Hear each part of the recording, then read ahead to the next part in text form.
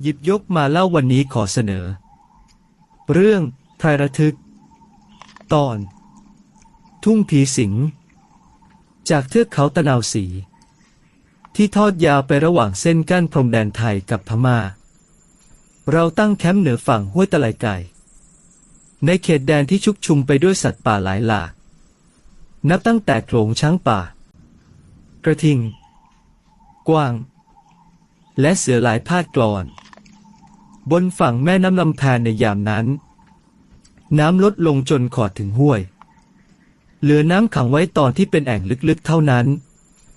แต่ก็เพียงพอที่จะตักมาใช้ต้มยำทำแกงและหุงข้าวได้เพราะน้ำใสสะอาดมากเมื่อผมเดินทางเข้าไปถึงท่าพริกวันนั้นก็พบเนื้อกวางถูกตากแห้งไม่น้อยกว่า3 ตัวก่อนแล้วจากการล่าของพรานกลุ่มที่บุกล่วงหน้าเข้ามารออยู่ก่อนการล่าบนป่าเขตพม่าที่เป็นพงหญ้าสูงท่วมหัวหลายแห่งจำเป็นต้องใช้ช้างเป็นพาหนะและการล่าที่แน่นอนก็จะต้องบุกข้ามห้วยตะไลไกไปไต่เลาะไปตามสันเขาเข้าป่าทึบออกสู่ทุ่งระบาดทุ่งกว้างที่ไม้ใหญ่ยืนต้นอยู่ตราบนานเท่านานเพราะหนทางอันแสนทุรกันดารทำให้การตัดโค่นไม้ทางป่าแห่งนี้เป็นไปได้โดยยากจนเกือบไม่มีทางเราจึงมองเห็นต้นยางใหญ่เหยียดยอดของมันขึ้นไปสูงลิ่วต้นตะเคียนมหึมาต้นมะค่าที่มีอายุนานนับศตวรรษมองเหมือนยามที่รักษาป่าไว้ยังคงอยู่กับกาลเวลาจนกว่าอารยธรรมจะก้าวเข้ามาทำลายให้ราบลงการตามรอยเกือบจะไม่มีทางทำได้ในป่าอันรกทึบเป็นส่วนใหญ่ความสำเร็จในการล่ากระทิงในป่ากระทิงทางสายของพรานชุมพลจึงเป็นความสำเร็จอย่างงดงามเนื่องจากกระทิงกับช้างป่ามักจะหากินในป่าเดียวกันโดยไม่เป็นอันตรายต่อกันเมื่อพวกเราล่าบนหลังช้างเจ้ากระทิงป่าจึงไม่คิดจะหนีไปไหนเรื่องดังกล่าวมันน่าแปลกที่มันไม่สนใจพรานบนหลังช้างแม้แต่น้อยพรานนำทางในป่าหลังเทือกเขาตะนาวศรีของเรามีหลายคนคือพ่อเฒ่าช่วยพรานมูลและพรานหนุ่มชะกันที่รักป่าเป็นชีวิตจิตใจอีกคนหนึ่งของเราคือพรานบังเอิญที่มีความจัดเจนไพรกว้างในย่านนี้อยู่พอตัวทีเดียวในคืนต่อมาเราขึ้นไปนั่งเอเต้อย่างสบายบนกูกช้าง3 เชือกที่มีพรานประจำอยู่ครบครันแล้วแยกย้ายกันออกล่าบนหลังช้างกลางดึกความหนาวเย็นจากสายลมที่พัดมาจากเทือกเขาเป็นคืนข้างแรมที่มืดสนิทสันเขาที่ทอดยาวเหยียดระหว่างพรมแดนนั้นหมกอยู่ในความมืดมิดเสียงร้องของเก้งกวางดังไม่ขาดระยะเสียงโขลงช้างก็ดังก้องมาจากเชิงเขาที่ไกลออกไปผมขึ้นไปอยู่บนกุบช้างกับพรานเลิศโดยมีพรานมูลใส่เจ้าพลายงามเคลื่อนที่และออกเบนทิศทางไปยังด้านตะวันออกช้างอันเป็นพาหนะในการเข้าป่าของเราทุกเชือกได้รับการบำรุงเลี้ยงอย่างดีเพราะก่อนที่จะผูกกุบเครื่องประทุนบนหลังช้างที่มีรูปร่างโค้งคุ้มคล้ายเปลือกของผลไม้วางยึดอยู่บนสับคับช้างพรานมูลก็เอาอกเอาใจเจ้าช้างพลายงามคู่ชีวิตของเขาด้วยการอมเหล้าขาวพ่นไปตามหลังไหล่ของมันให้เกิดความเย็นซ่าซ่านเพราะพลายงามจะต้องแบกน้ำหนักเดินทางกันจนเกือบจะรุ่งแจ้งนับว่าเป็นงานค่อนข้างหนักแต่เมื่อได้กินทั้งหญ้าและน้ำบริบูรณ์มาทั้งวันแล้วช้างของเราก็มีอาการสดชื่นแข็งแรงไม่มีอาการเรรวนหรือแสดงท่าขัดขืนอย่างบางเชือกเห็นจะพอแล้วสำหรับกวางเสียงพรานเลิศบอกเบาๆพรานมูลพยายามส่องเอากระทิงให้ได้นะครับผมรับรองพรานมูลยิ้มแย้มกระทิงในป่าเหนือห้วยตะไลไก่เป็นฝูงส่องเข้าไปให้เห็นเขาว่าใหญ่แค่ไหนก็ยังได้เพราะกระทิงไม่หนีช้างพวกนายก็รู้กันอยู่แล้วคืนนั้นเรื่องอันน่าประหลาดที่ไม่มีใครคิดถึงก็เกิดขึ้นแสงไฟในมือของควานช้างหนุ่มที่เคยถูกกระทิงขวิดปางตายมาแล้ว พรานมูลผู้ถูกกระทิงที่เขายิงบาดเจ็บสาหัสหนีไปมันกลับย้อนรอยหลบบังไพรแล้วเพ่นผงาดเข้าใส่พรานมูลอย่างดุร้ายแม้ว่าพรานมูลจะถือปืน.375อันมีอำนาจร้ายแรงพอจะดักมันลงได้ก็ตามแต่เขาก็ไม่มีโอกาสที่จะยิงเจ้ากระทิงตัวนั้นซ้ำอีกครั้งจึงถูกกระทิงขวิดเลือดทะลักปางตายในป่าหลังเทือกเขาตะนาวศรีนี้เองแสงไฟจากมือของนายพรานมูลกราดส่งนำร่างออกไปในความมืดเป็นลำพวยพุ่ง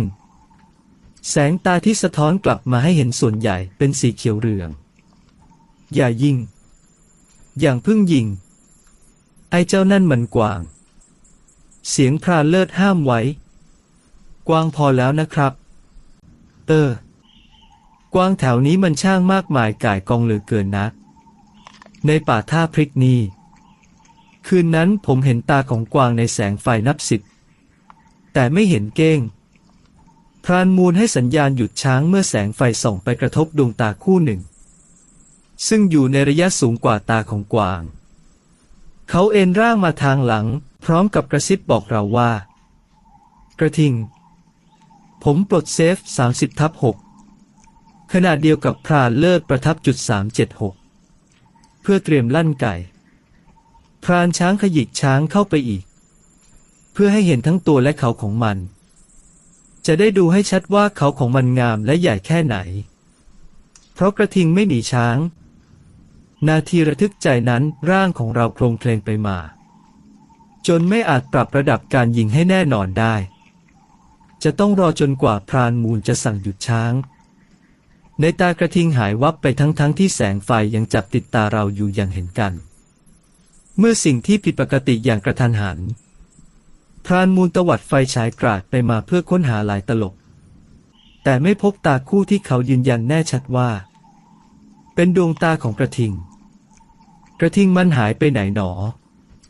เสียงพรานมูลขัดเคืองเพราะความที่ตนเองได้รับบาดเจ็บอย่างร้ายแรงจากคมเขาของกระทิงมาก่อนในจิตจึงเต็มไปด้วยความอาฆาตกระทิงเพื่อต้องการจะยิงมันให้สมกับความแค้นที่อยู่ในจิตใจเสียงลมวิดวิวส่งเสียงพิกลก้องมาหลังจากตากระทิงหายไปอย่างไม่น่าเชื่อเพราะทุกคนก็มองเห็นเด่นชัดกันอยู่แล้วผมรู้สึกว่ามีบางสิ่งบางอย่างในป่าที่เรากำลังเดินช้างกันอยู่ขณะนี้มีอะไรที่น่าหวั่นวิตกเพราะบรรยากาศรอบกายมันยังไงพิกลขณะที่ช้างพลายกำลังบุกตะลุยไปในความรกทึกของป่าบางตอนเสียงลมที่ครูเกลียวมาจากเชิงเขานั้นพัดแรงยิ่งขึ้นไปในประสาทของเราก็ทำให้เราพลอยสะดุ้งสะเทือนไปกับดินฟ้าอากาศเบื้องบนเมื่อผมแงนมองท้องฟ้าสีดำสนิทนั้นเต็มไปด้วยดวงดาวที่พราวเต็มไปหมดผีพุ่งใต้ก็สว่างวาบลงมาจากโค้งฟ้าและพุ่งไล่กันลงมาทีๆกันเกือบตลอดเวลาที่ผมอดเฝ้าสังเกตไม่ได้ทุกสิ่งทุกอย่างขนาดนั้นเหมือนจะสะกดให้เราตกอยู่ในความงุนงงและสงสัยแม้กระทั่งช้างพลายงามที่เราใช้เป็นพาหนะบุกป่าล่ากระทิงก็มีอาการกระสับกระส่ายชูงวงร่อนไปร่อนมาในอากาศเหมือนจะสูดดมสิ่งที่มันผิดกลิ่นผมเอนตัวหันกลับไปกระซิบถามพรานเลิศเบาๆว่าช้างมันได้กลิ่นเหมือนมันจะสื่ออะไรหรือยังไงกันพรานเลิศผมเห็นมันทำท่าชูงวงดมไปมาแล้วก็สายหัวราวกับจะบอกว่าได้กลิ่นอะไรบางอย่างกลิ่นสาบเสือชัดเจนมากๆเลยระวังตัวกันด้วยนะครับพรานเลิศกล่าวเสียงเครียดบนเส้นทางในป่าลึกแดนพม่ารามันซึ่งคาบเกี่ยวกับชายแดนไทยตอนนี้ครั้งหนึ่งก่อนหน้าที่ผมจะเดินทางเข้ามาล่าสัตว์พร้อมเพื่อนที่มีรสนิยมจากชีวิตกลางแจ้งท่ามกลางในป่าเขาลำเนาไพรพรานบังเอิญได้เล่าถึงพฤติเหตุหรือโหดที่เกิดขึ้นในป่าดงดิบตอนนี้ยังน่าขนพองสยองกล้าวว่านักค้าของเถื่อนค้าวัวขายควายใช้ทางของดงลึกแถวนี้ต้อนสัตว์เลี้ยงข้ามไปมาเป็นประจำก่อนหน้าที่เราจะเดินทางมาถึง ปรากฏว่าได้มีการหักหลังกันอย่างรุนแรง ระหว่างนักค้าของเถื่อนการสังหารในป่าเขาลำเนาไพรจึงเป็นเรื่องที่กฎหมายไม่อาจยื่นมือเข้าไปได้ยิ่งเป็นเขตแดนต่อแดนที่ลึกเข้าไปในดงชัดอันยากที่จะมีใครอยากเกี่ยวข้องด้วยเพราะเป็นเรื่องของการล้างกันด้วยกฎหมายป่าเหนือแดนดงตอนนี้จึงมีการผ่านชีวิตวอดวายกันไปนับ10 ศพการฆ่าล้างแค้นยังได้ติดตามต่อมาจนกระทั่งไม่รู้ว่าศพนักค้าของเถื่อนชาวพม่ารามันชายไทยใครกันบ้างที่ยิงฟันกันจนเป็นบือเพราะผลประโยชน์ขัดกันจนบรรลัยจากแนวป่าไกลออกไปในระยะประมาณ200 เมตรผมเห็นแสงไฟเหมือนคบไฟใต้ส่องวูบว่าพวกพม่ากำลังพาควายข้ามเข้าแดนของเราแน่เลยเสียงพรานมูลเอี้ยวตัวมาบอกกับพวกเราระวังตัวไว้ก่อนอาจเป็นพวกอื่นก็ได้นะพรานเลิศพูดอย่างรอบคอบกลางป่าอย่างนี้ไว้ใจกันไม่ได้เราหยุดช้างพลายอยู่ใต้โคนพญาไม้ใหญ่เพื่อตั้งหลักเตรียมพร้อมที่จะผจญต่อเหตุการณ์อันน่าประหลาดใจ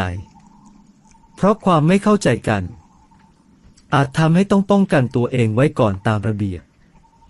แสงไฟที่สว่างเป็นแนวยาวเสียงพึมพำด้วยภาษาที่ผมได้ยินชัดว่ามันไม่ใช่เสียงของพวกเราที่พูดกันรู้เรื่องแต่น่าจะเป็นภาษาของพม่ารามันอย่างแน่นอนคงจะไม่เข้าทีเสียแล้วเตรียมไว้ให้พร้อมดีกว่าครับพรานมูลกำชับเจ้าช้างพลายของเรายังคงทุรนทุรายอยู่ครู่ใหญ่จึงสงบลงเสียงที่ดังของคนกลุ่มใหญ่ในแนวป่าข้างหน้ายังคงดังมาตามสายลมพร้อมกับแสงไฟที่แสดงให้เห็นว่ากำลังบ่ายโฉมหน้ามาทางที่เราตั้งมั่นอยู่พวกเราต่างตั้งท่าเพื่อรอดูเหตุการณ์อยู่อย่างใจหายใจคว่ำแต่ถึงอย่างไรกลุ่มคนที่เราเข้าใจว่าเป็นพวกค้าวัวค้าควายข้ามแดนก็ยังไม่ใกล้เข้ามาแต่เสียงปรึกษาหารือยังก้องกังวานอยู่แสงสว่างเจิดจ้าขึ้นอีกครั้งพร้อมกันนั้นก็มีเสียงระเบิดไม่ผิดกับเสียงปืนที่ก้องขึ้นจนกระทั่งช้างพลายของเราชูงวงส่งเสียงแปรนๆอย่างกระหนกเสียงไม่ผิดเป็นเสียงปืนดังขึ้นอีกหลายครั้งขณะนั้นเป็นเวลาใกล้รุ่งผมจำไม่ได้ว่าเราเฝ้าอยู่กับสถานการณ์นั้นนานเท่าใดแต่ก็นานพอที่จะบอกว่าอรุณกำลังจะเบิกฟ้าเข้าเช้าวันใหม่แล้วเราจะไม่ยุ่งในสิ่งที่ไม่เห็นชัดเจนในตอนกลางคืนกฎเกณฑ์อันนี้เป็นหลักที่ยึดมั่นกันอยู่เหนือทุ่งมรณะที่เราได้ยินทั้งเสียงและได้เห็นทั้งแสงเมื่อคืนที่ผ่านมานั้น